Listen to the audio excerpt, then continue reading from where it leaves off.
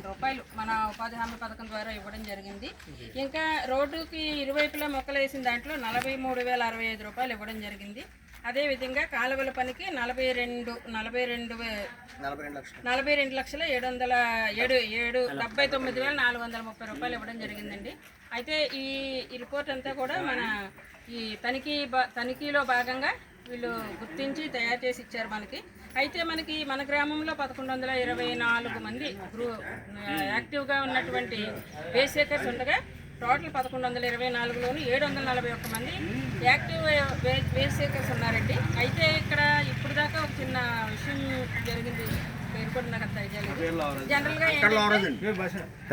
జనరల్గా ఏం జరుగుతుందంటే ప్రతి ఫ్రైడే ఒక మీటింగ్ వేసుకోవాలి. మీటింగ్లో మేట్లతో కలిపి మీటింగ్ వేసుకొని అప్పుడు నెక్స్ట్ వీక్ పని గుర్తించి ఆ పనిని అమలు చేయాలి. ఇందులో సభ్యులందరూ కవర్ అవ్వాలి. మనకు ఉన్నటువంటి ఎంతమంది అయితే ఇక్కడ వేస్ట్ ఏకర్స్గా కార్డులు పొందారో వాళ్ళందరూ కూడా కవర్ అయ్యే విధంగా ప్లాన్ చేసుకోవాలి.